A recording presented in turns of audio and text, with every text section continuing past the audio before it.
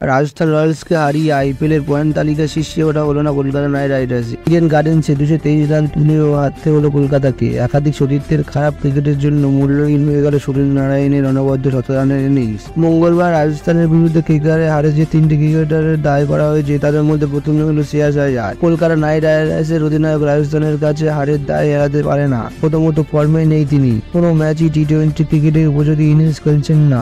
রাজস্থানের বিরুদ্ধেও 4 নম্বরে নেমে 7 বলে 11 রান করেন। দুর্বল ব্যাটিংয়ের সঙ্গে রয়েছে শ্রেয়াসের দুর্বল নেতৃত্ব, বিশেষ করে বোলিং এর পরিবর্তনের ক্ষেত্রে সঠিক সিদ্ধান্ত নিতে পারলেন না। হাড্ডাহাড্ডি ম্যাচের শেষ 2 ওভার বল করার জন্য ডায়লার হোসে জানা এবং বরুণ চক্রবর্তীকে কোন বোলারকে কখন ব্যবহার করলে সেরা বল পাওয়া যেতে পারে সেই পরিকল্পনা নেই শ্রেয়াসের। ফিল্ডিং সাজানোর ক্ষেত্রে মুনশিয়ানার পরিচয় দিতে পারলেন না। রাজস্থানের কাছে কেকেআর এর হারের অন্যতম কারণ অধিনায়ক শ্রেয়াস। মিচেল স্টার্ক কেকেআর কে আবার ডোবালেন 25 কোটি টাকার অস্ট্রেলিয়ার বোলার। লখনৌ সুপার জায়ান্টসের বিরুদ্ধে 3 উইকেট নিলেও মঙ্গলবার আবার হতাশ করলেন স্টার্ক। এদিন 4 ওভারে খরচ করলেন 50 রান, একটা উইকেট পেলেন না তিনি। প্রতিপক্ষের ইনিংসের শুরুতে, মাঝে বা শেষে কখনোই তেমন কিছু করতে পারছেন না বলাতে দল তার কাছে যে পারফরমেন্স যেটা আশা করতে ব্যর্থ।